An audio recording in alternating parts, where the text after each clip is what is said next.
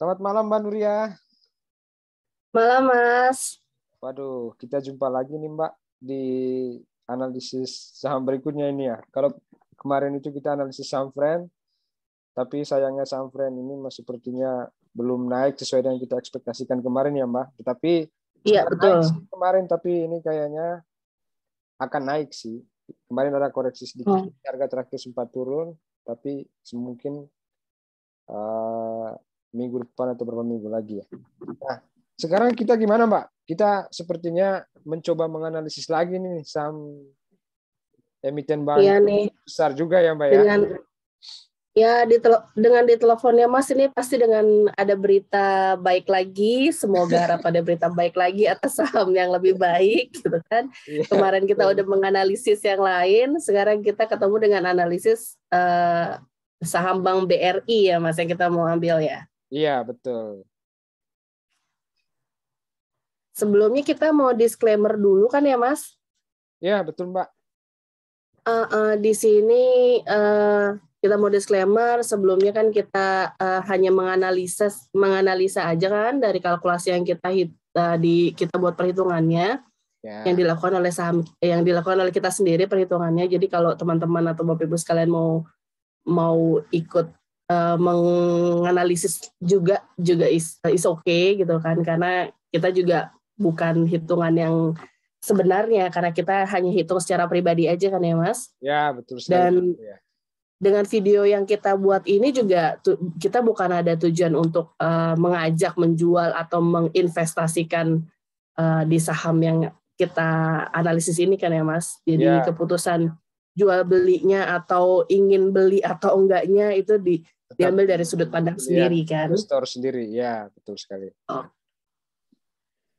Jadi next kita langsung mau ngebahas tentang kinerja dan fundamental Bank BRI di tahun 2022 ini. Apakah masih ada peluang yang bagus nggak sih Mas kira-kira di tahun 2022 ini?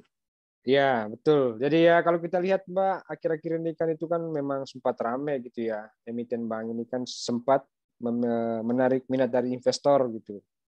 Terutama investor-investor retail juga yang sekarang nilainya cukup signifikan di pasar kita itu.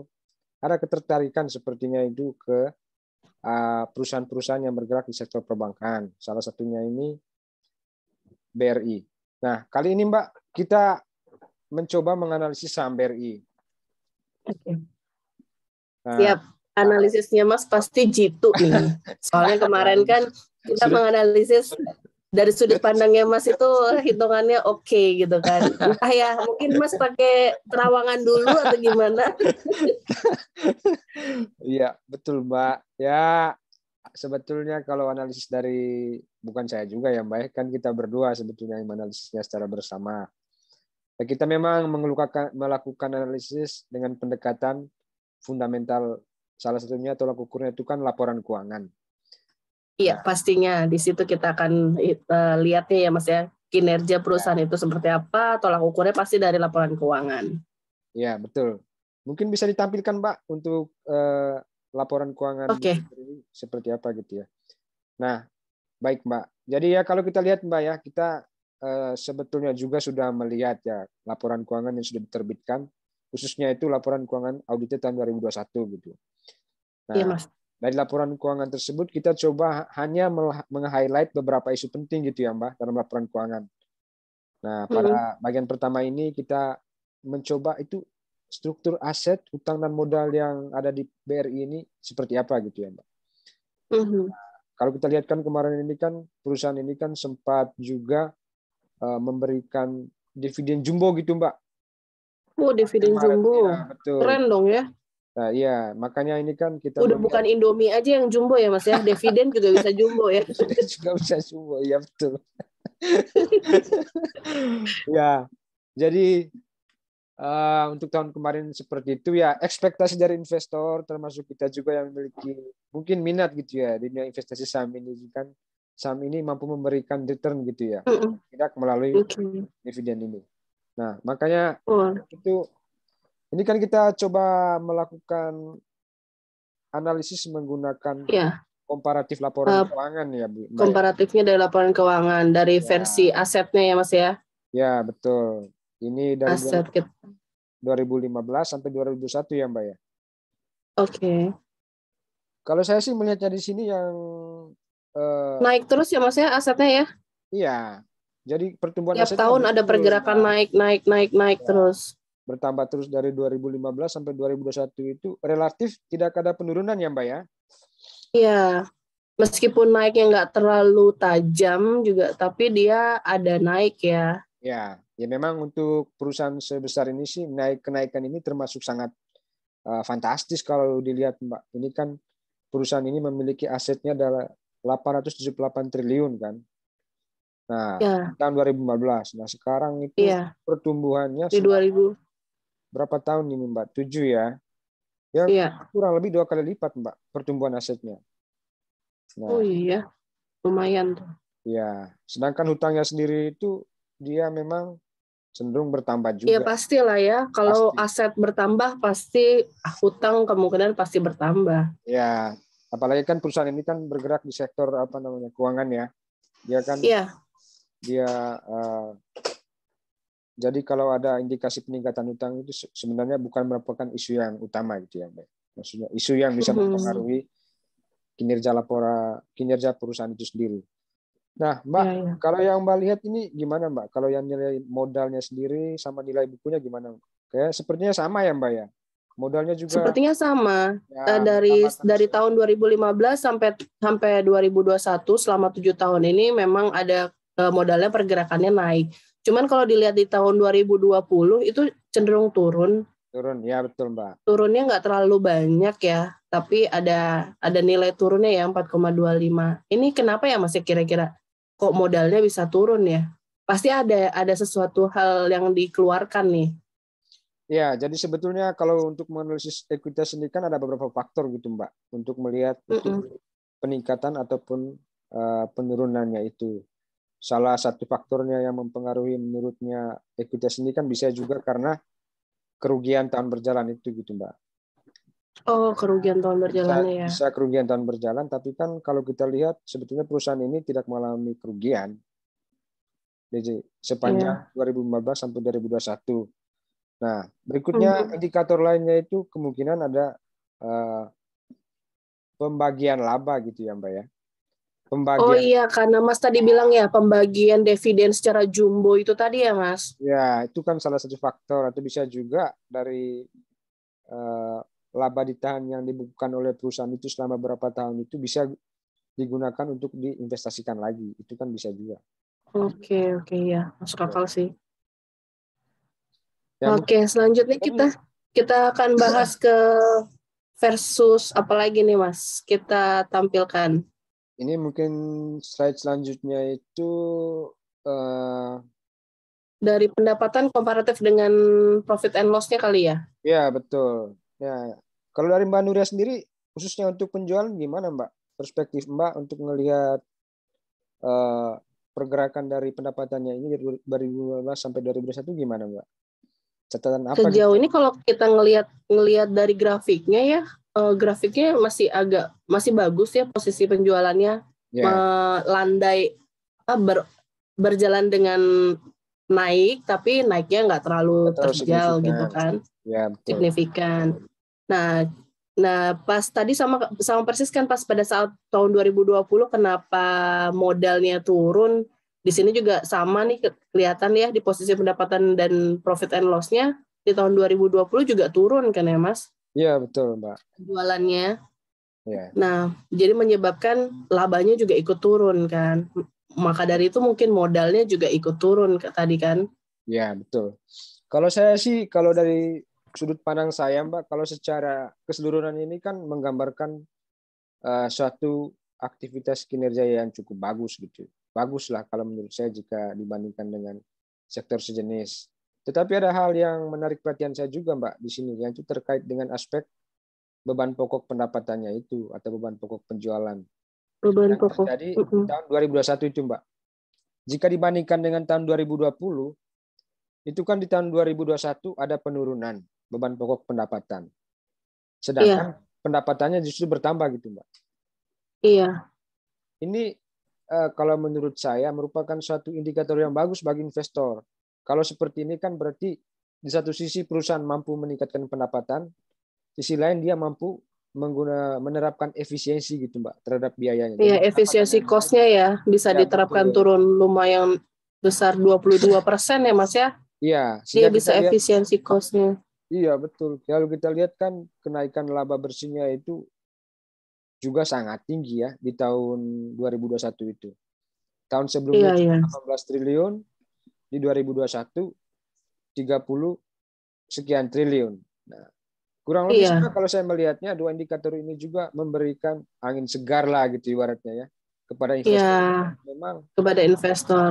Ya, sudah ada terobosan gitu ya dari perusahaan ini untuk aspek efisiensi biayanya itu. Jadi ya itu juga memberikan masukan, berarti perusahaan BR ini memiliki manajemen yang sangat bagus gitu. Artinya ya manajemen sekarang ini memang mampu menekan biaya gitu, Mbak. Sedangkan sisi lain mampu menaikkan pendapatan. Menurut saya sih itu sangat merupakan sebuah informasi yang bermanfaat gitu bagi investor. Iya, karena tadi ya antara laba operasi dengan laba bersihnya dia bisa menyeimbangkan ya Mas ya. Iya, betul. Jadi berpengaruh ke laba per sahamnya nanti bisa tahu di tahun 2021 itu akan berapa yang kita akan sajikan per lembar sahamnya ya. Kalau yang di sini sih 2020 sendiri itu kan ada 124 laba per sahamnya. Iya. Laba per sahamnya. 2021 itu naiknya itu kan harganya naik ya Mas ya per lembar sahamnya. Ya, 80% lah kalau saya lihat itu. 124 ke 204. Nah, ini sangat bagus. Jika dibandingkan jauh. Itu kan memang ya di 2029 itu kan 19 maaf. 2019 itu sama-sama di harga 200 ya Mas? Iya, 200. Cuman kan 2020 itu berturun mungkin ada karena dampak faktor makroekonomi, Mbak. Seperti kita tahu kemarin kan kondisi COVID itu kan mempengaruhi. Ya, COVID ya, mempengaruhi. Distribusi kreditnya sektor perbankan itu kan agak terhambat juga. Ya, di samping itu juga pertumbuhan ekonominya melambat. Ya memang ini merupakan tahun-tahun yang berat gitu ya, Mbak. Terutama bagi sektor perbankan. Iya. Nah, tapi cukup bagus ya. Kalau menurut aku, dia di tahun 2021 dia bisa harga per lembar sahamnya bisa aktif tinggi gitu kan. Iya, betul. Sementara di tahun 2019 dan 2020 itu kan karena ada faktor pandemi gitu kan, yang sektor perekonomian lagi beranjak untuk hidup gitu kan. Tapi dia bisa survive gitu untuk menunjukkan bahwa tahun 2021 dia bisa kasih harga per lembar sahamnya labanya lumayan bagus gitu kan. Ya, betul sekali. Ya memang kan kalau secara overall-nya itu kalau kita melihat dari perspektif laba per saham, sebetulnya itu kalau tidak terjadi pandemi itu dia relatif naik gitu Mbak. Dari 2015 sampai 2019 itu kan naik. 2019 grafiknya kelihatannya naik terus sih Mas. Ya betul. 2020 itu drop. Itu sih wajar-wajar. Ya, 2020 drop. Force major gitu ya. Jadi itu susah juga. Ya. Betul. Ya, selanjutnya kita masuk ke posisi ke kreditnya Bank BRI ya Mas? Iya betul Mbak. Mungkin Mbak bisa memberikan gambaran nih gimana nih Mbak? Ini kayaknya statistiknya sangat menarik. Ya karena kan BRI udah kita kenal ya kalau dari mana-mana kalau untuk kredit kayaknya Bank BRI suaranya top banget ya Mas ya. Iya betul. Untuk usaha kan, kalau untuk usaha gitu kan biasanya kita bisa mengajukan kreditnya itu yang lebih didengar biasanya lebih memudahkan adalah dari Bank BRI. Nah, karena Bank BRI di sini memang sama menyajikan seperti bank-bank yang lain yang menyajikan kredit, tapi di sini tujuan kreditnya dari Bank BRI sendiri itu kalau aku lihat itu lebih banyak di sektor mikronya nih Mas. Ya, segmen pasarnya gitu ya, segmen pasarnya. Ya, karena dia lebih cenderung untuk ke usaha-usaha UMKM kali ya Mas ya. Ya, betul. Saya sepakat, Bu. Pandemi sekarang kan pemerintah sedang menggalakkan UMKM ya. Jadi Bank BRI ikut serta nih dalam perkreditannya. Jadi 42%-nya itu dia tanamkan di sektor mikro dan selain itu juga dia tanamkan ke sektor-sektor yang lainnya seperti konsumer, seperti korporasi swasta dan BUMN, usaha menengah. Nah, itu dia bagi tuh. Tapi semua prosentasenya kurang terlalu besar ketimbang dengan sektor mikro. Jadi usahanya si Bank BRI ini lebih cenderungnya ke pendanaan di bidang sektor mikro ya, Mas. UMKM ya. Jadi ya, kalau kita UMKM. coba tarik lagi ke belakang, Mbak. Jadi ini kan masih ada relevansi dengan analisis kita sebelumnya. Tadi kan kita sempat menyinggung bahwa di tahun 2020 itu kan terjadi penurunan drastis aspek pendapatan per saham itu. Kalau kita coba menghubungkannya dengan segmen pasar yang dimiliki oleh bank ini kan bergerak di sektor fasilitas kredit bagi UMKM. Kita ketahui kemarin itu kan UMKM itu kan memang goyang ya, Mbak ya. Iya betul, UMKM kan goyang banget tuh pas pada saat masa pandemi. Tapi di antara bisnis-bisnis yang lainnya kan UMKM meskipun goyang dia masih tetap hidup kan ya, Mas? Iya betul. Jadi ya anjlok tapi nggak terlalu inilah. Anjlok tapi nggak terlalu seperti yang lainnya. Kalau yang lainnya kan begitu anjlok udah signifikan banget susah untuk bangkit ya gitu kan. Ya, tapi kalau UMKM kan meskipun anjlok dia nggak terlalu anjlok banget kan. Ya betul. Resiko yang nggak terlalu inilah. Makanya ya. Iya. Sebenarnya itu terrefleksi juga di laporan keuangan yang tadi ya, Mbak. Iya betul. Sudah tercermin di laporan keuangan sebelumnya nih ya Mas ya, di asetnya dan di hutang tadi ya Mas ya. Ya betul. Ya terus next selain menurut aku sih nih Mas, selain usahanya dari kredit pendanaan ini atau kreditnya, sekarang juga BRI itu lagi gencar-gencarnya sama kayak yang lainnya juga tuh, sama-sama kayak bank-bank yang lainnya sedang menggalakkan aplikasi nih. Oh, dia lagi bertransformasi dia. Iya. Yang lainnya kan juga ikutan tuh pakai digital semua tuh ya Mas. Iya, ya biar nggak ketinggalan kereta lah, Pak. Nah, meskipun dia lebih cenderung ke sektor mikro, tapi biar gimana juga dia nggak mau ketinggalan kereta dong ya Mas. Dia juga ada tuh di garda terdepan. Nah, Bank BRI di sini dia menggunakan aplikasi nih Mas, namanya Brimo aplikasinya. Iya, betul. Iya. Di sini dia ya sama deh dengan aplikasi yang lainnya. Dia ada digital saving, ada kris, ada pinjaman online-nya juga tuh Mas, yaitu di Ceria. Nah, terus ada time deposit, semua aplikasinya lengkap deh, sama seperti yang lainnya nih. Sudah terintegrasi gitu ya Mbak ya di situ ya? Sudah terintegrasi sih. Jadi kalau dilihat tadi dia modalnya turun, menurut aku ya modalnya bisa nggak turun juga karena dia ada transformasi ke sini juga sih ya Mas ya. Betul. Jadi ya seperti yang kita singgung tadi itu mungkin ada aspek investasi yang dilakukan oleh perusahaan ini kan dia membutuhkan dana besar gitu ya Mbak ya. Mungkin salah satunya pengadaan dari pada sistem yang ini ya. Kita lihat itu memang. Iya, dia pembaharuan untuk aplikasinya ya Mas ya. Iya, betul. Kan kita kan di tahun sekarang sudah harus dibilang melek digital ya Mas ya. Ya, kalau bisa melek lah. Kalau ngantuk digital jangan. Nanti kalau merem susah nih kita mau pendanaannya ya nggak Mas? Iya, betul. Nanti salah transfer kita. Iya, betul sekali Mbak. Oke, selanjutnya ini kita mau bahas mengenai pernya nih Mas.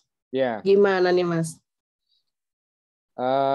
Sebenarnya kalau dibandingkan dari data yang kita coba paparkan ini kan kita mau membandingkan bagaimana sih per perusahaan ini jika dibandingkan dengan perusahaan yang bergerak pada sektor industri yang sama ya Mbak. Nah mungkin sebelum itu bentar ya Mbak, saya coba melihat data yang saya miliki terkait dengan rasio-rasio yang dimiliki oleh perusahaan ini. Iya, iya.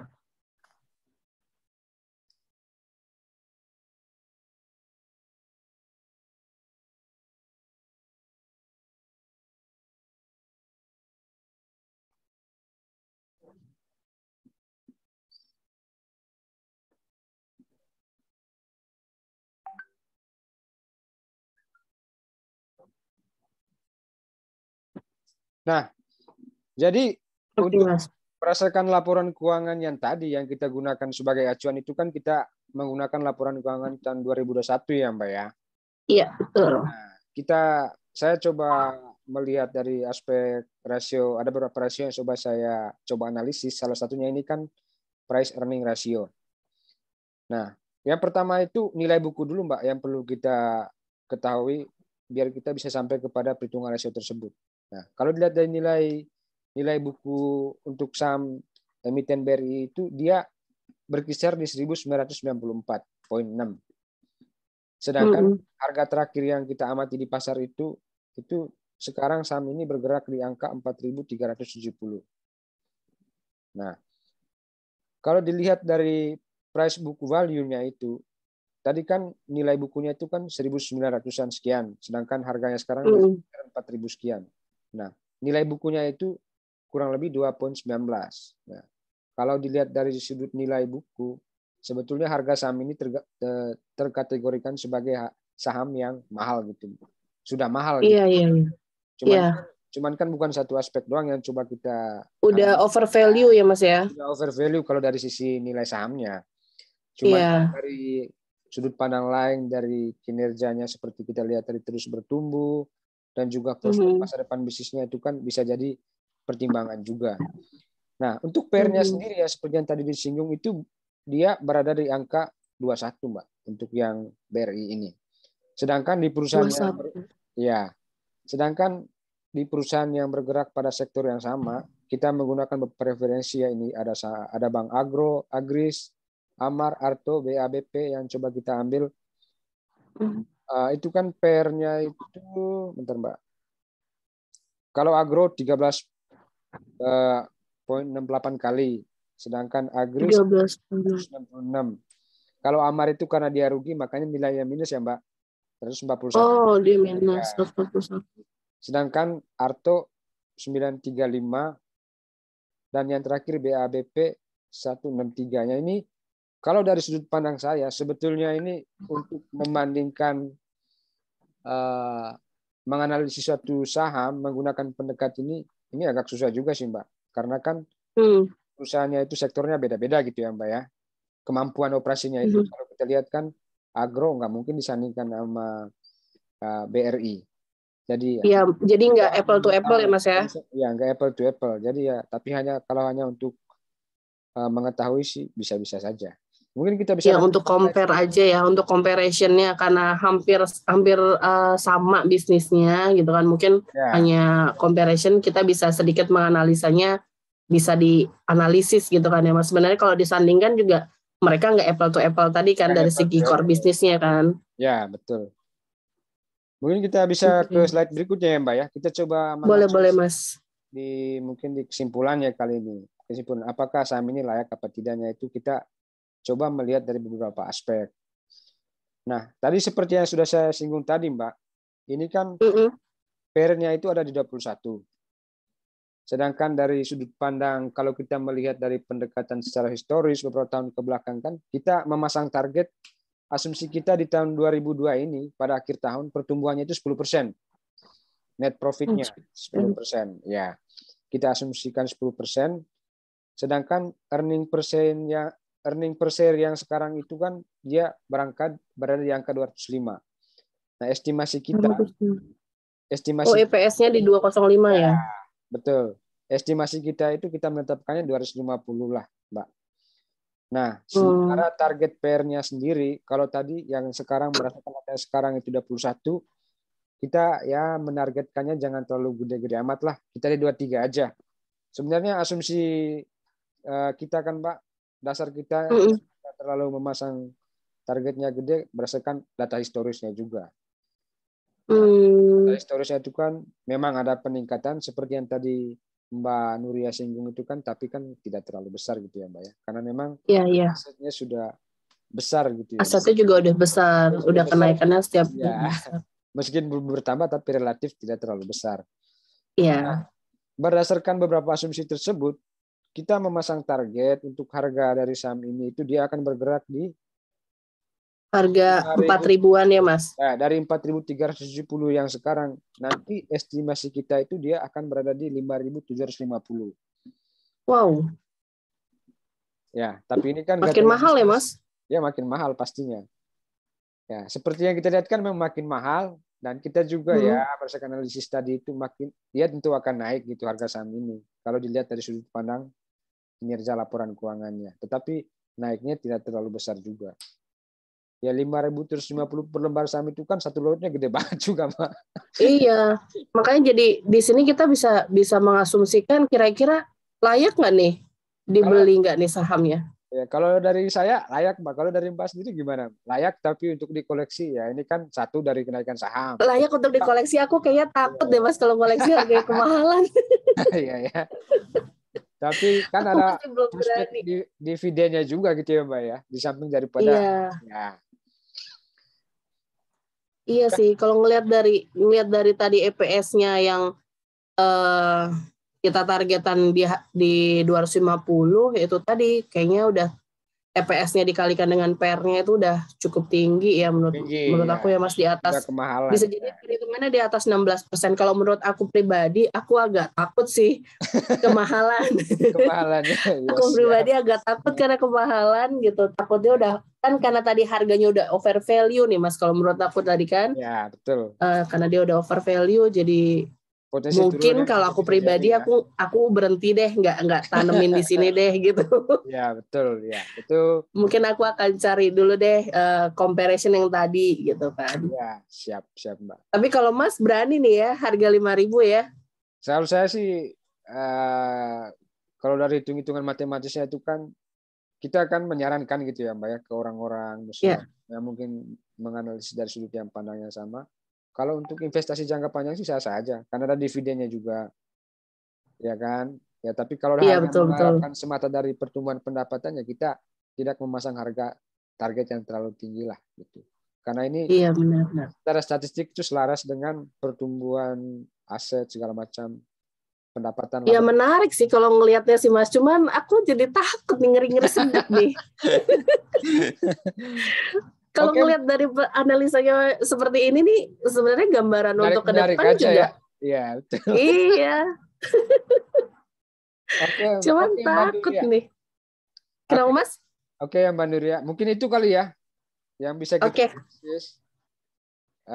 Oke, Mas. Mudah-mudahan ini bisa membantu lah ya buat teman-teman yang lain. Siap. Terima kasih banyak nih informasinya.